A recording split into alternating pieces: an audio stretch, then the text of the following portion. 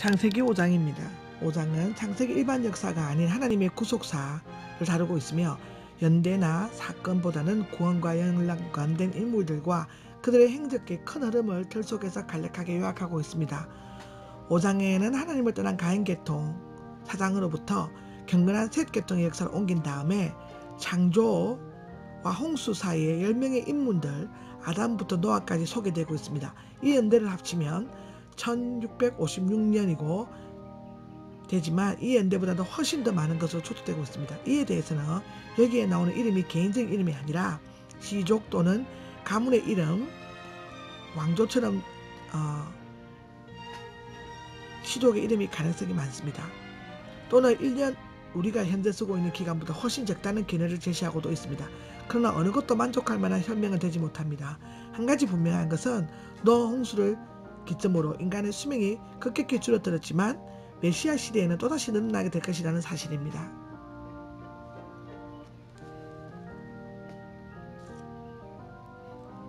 아담의 일생은 여기에서 인류의 조상 아담과 그의 믿음을 계승한 아들 셋으로부터 노아까지 이어지는 아담 잡소의 족보를 수록하고 있는데요.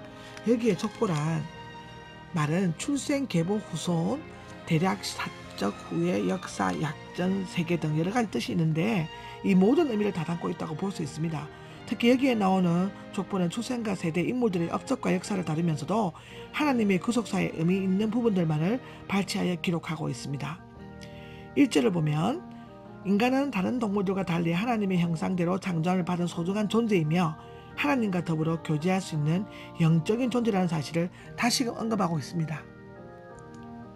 하나님께서는 그들을 남자와 여자로 창조하셨다는 것은 두 사람이 사랑의 공통적인 가정을 이루어 자녀를 낳고 번성하여 하나님께 영광을 돌리도록 하기 위함이었습니다. 그러므로 일부 다처제나 동성애 등의 창조질서를 어지피려는 부도덕한 제약이 아닐 수 없습니다.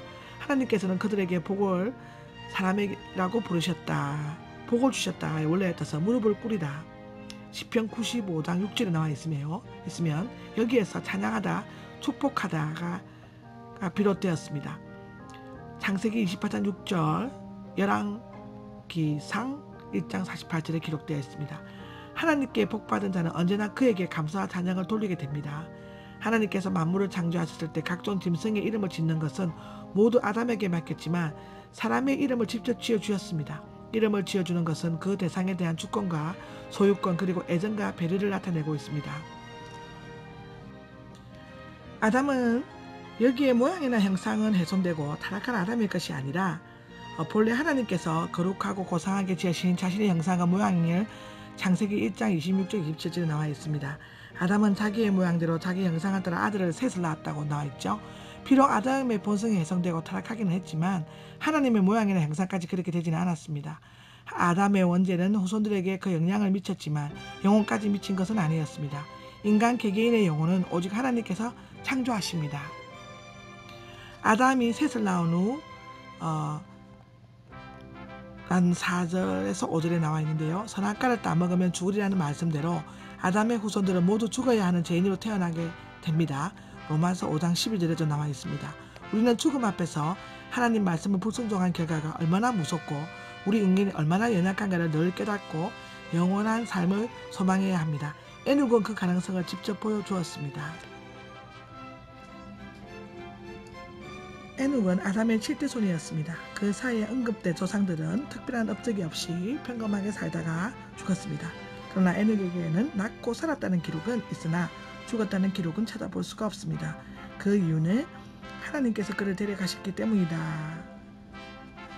라고 기록되어 있습니다. 히브리 기자는 그가 죽음을 보지 않고 옮겨왔다고 설명하고 있습니다. 에녹은 어인 노아처럼 하나님과 동행했는데 에녹의 경우는 이 말이 2번 반복되어 있습니다.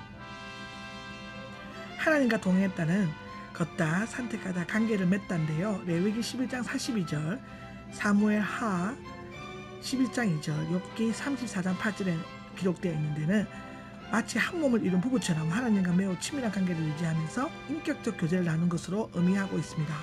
아마도 그는 하나님과 전적으로 보조를 맞추면서 걸었고 그의 완전하리만지 철저하고 완벽한 신앙생활을 했던 것 같습니다.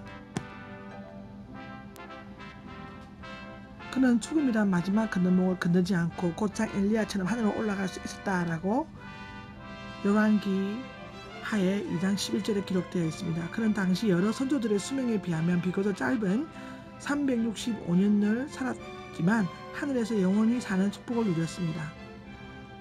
더욱이 그는 하나님과 동행하면서도 자녀를 낳고 가정생활에 충실하였습니다. 그 결과 인류 역사상 가장 오래 산 것으로 기록된 무두셀라 969세를 낳았고 그 후에는 증손자 노아를 낳았습니다. 앞으로 노아는 그 이름을 지은 동기에 걸맞게 여호와께서 저주하신 땅 때문에 수고하고 고통을 겪는 우리를 위로해 줄 것입니다. 요컨대 에녹은 하나님의 경고하심에 귀 기울였고